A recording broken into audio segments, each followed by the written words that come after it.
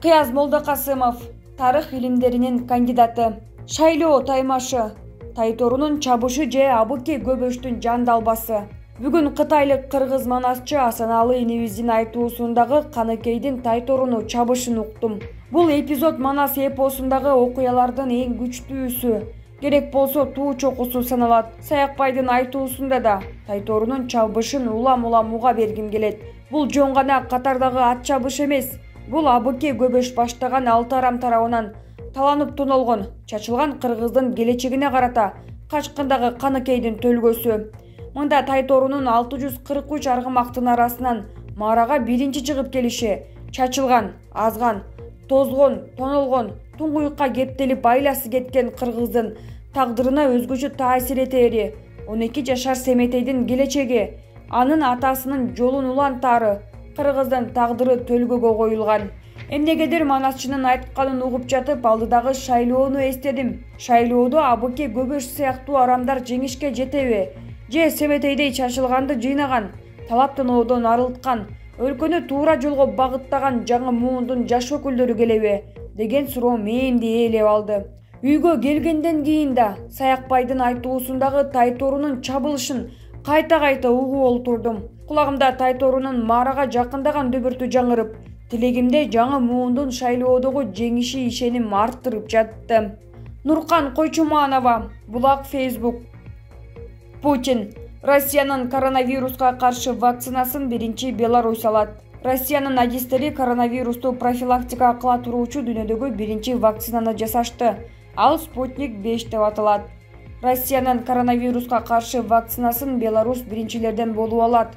Бул тууралуу Россия президенти Владимир Путин билдирди.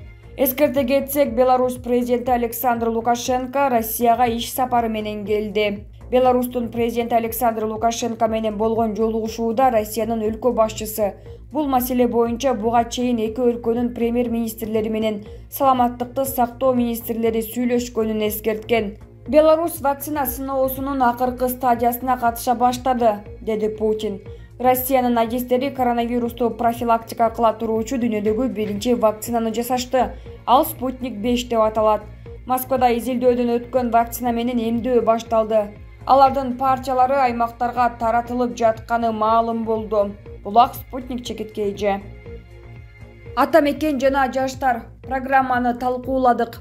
Эмне себептен өлкөнү өнүктүрүүнүн миң түрдүү кооз программасы жазылып, андан көп кеңештерде кабыл алынып, жогорку жактан бекитилип, кол коюлуп жатса деле ишке ашпай, кагаз жүзүндө калып атат. Анткени биз өзүбүздү реформалоону кайра эле ошол системага, ошол ведомствого тапшырып келдик.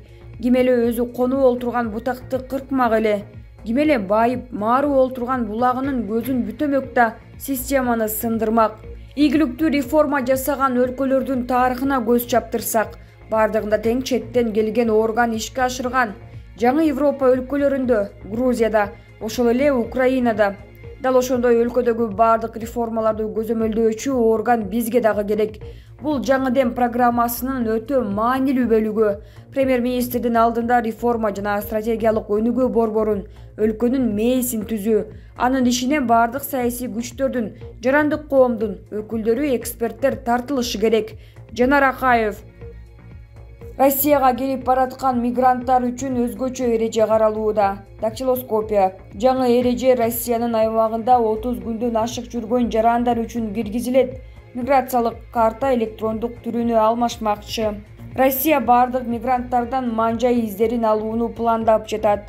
Бул тууралуу өлкөнүн ИИМинин миграция боюнча башкы башкармалыгынын башчысы Валентина Казакова «Мия Россия сегодня» уюштурган онлайн конференцияда билдирди. Анын айтымында мындай жол-жобо Россия Федерациясынын аймагында 30 күндөн ашык жүргөн чет элдик жарандар үчүн киргизилет. Жаңы тартип визасыз кире турган өлкөлөрдөн келген мигранттарга, жогорку квалификациялуу жумушчуларга таасир этет.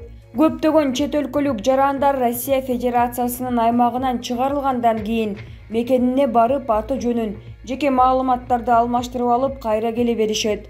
Манжалардагы өзгөчөлүктөрдү эч ким алмаштыра албайт. Ошондуктан Россия Федерациясынын аймагына 30 күндөн ашык мөөнөткө келген бардык чет элдик жарандар дактилоскопиядан өтүшү керек, деген Казакова. Чет элдиктерге ошондой эле сүрөткө түшүү жана медициналык маалымдама милдеттендирилери айтылууда.